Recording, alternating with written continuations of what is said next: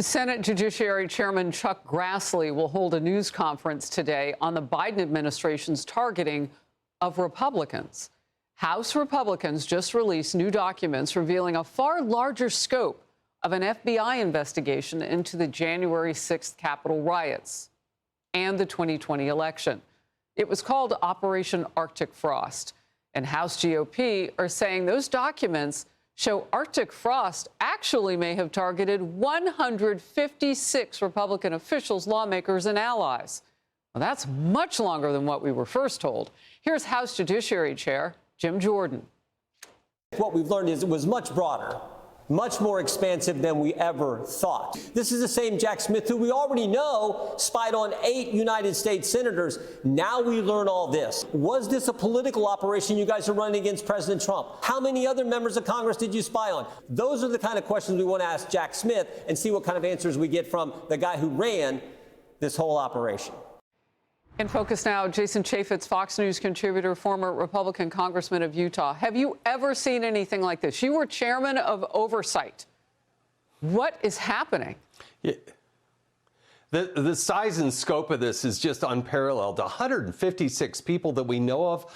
There is a separation of powers in this country, and yet what Jack Smith is allegedly doing was just a dragnet. What was the predicate to justify such a wide array, to such a net out there? That is absolutely stunning. I'm glad Senator Grassley's on top of this. He's one of the best in the business, best there's ever been in terms of oversight. I think the numbers and the gravity of what we're going to see are going to be absolutely stunning.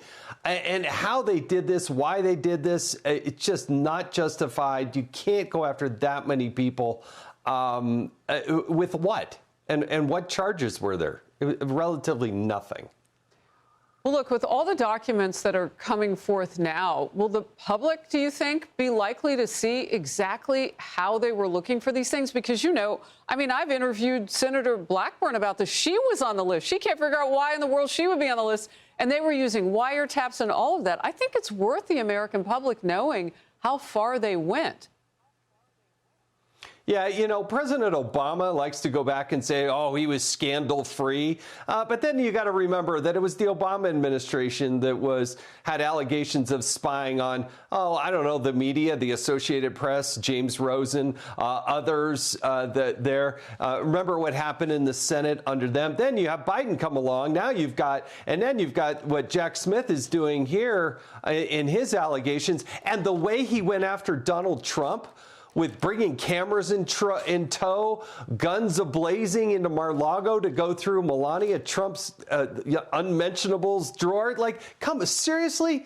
This is so out of control. There needs to be accountability. I'm just glad Jim Jordan and Chuck Grassley are on top of it, because I do think they will see it over the course of time. Well, let's get to another investigation and to dealings during the Biden era. And this one comes in response to the release of those House Oversight Republicans report yesterday.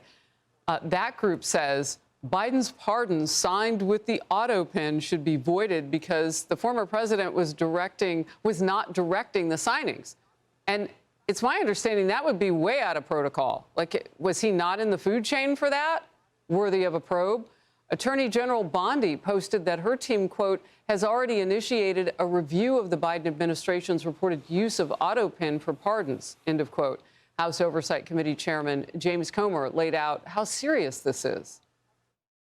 These were unnamed staffers that were acting as de facto president of the United States. You could never find any instances where Joe Biden was actually in the room with the people who were making the decisions on use of the autopen to sign Joe Biden's signature on legal documents. And even more, we had evidence, Maria, that there was an obvious cover-up of his mental decline. Staffers admitted that they talked about giving Joe Biden a cognitive test, but ultimately declined to do that for whatever reason. House Minority Leader Hakeem Jeffries was raging over the report. The so-called chairman of the House Oversight Committee, James Comer, continues to behave like a malignant clown. We can't point to a single thing that he's actually done to make life better for the American people. So you don't refute it, you just call the other guy names. That makes me want to know more about that report. It's a 100-page report. They did transcript after transcript. Most of the time, when they did these transcribed interviews, Democrats didn't even ask a question, didn't raise any objections.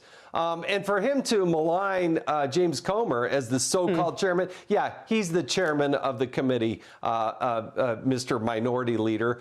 I'm disappointed that he would do there, because what this report shows is that Joe Biden was not in control. The Oversight Project, of which I'm involved and engaged with, found that 88% of the time over a 4-year period, excluding public laws, the autopen was used 88% of the time to actually affix his signature. Then when you go talk to the principals that were involved there, none of them could actually point to instances where Joe Biden expressly gave the authority to use that autopen.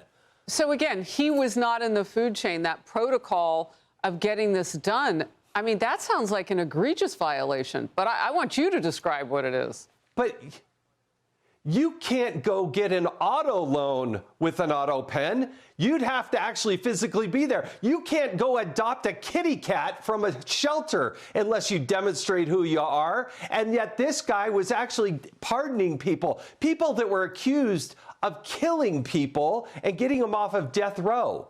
And the one thing, by the way, that the committee never got, they did a fabulous report, but they never did look at covert actions, and they never did go look at DOD actions. That has got to be delved into by the Department of Justice. Yeah, that's a DOD. Jason Chaffetz, great to get your inside view on that, too, because I know that you are part of that oversight look at this point. So thank you very much. Thank you. Hey everyone, I'm Emily Campagno. Catch me and my co-hosts Harris Faulkner and Kaylee McEnany on Outnumbered every weekday at 12 p.m. Eastern, or set your DVR. Also, don't forget to subscribe to the Fox News YouTube page for daily highlights.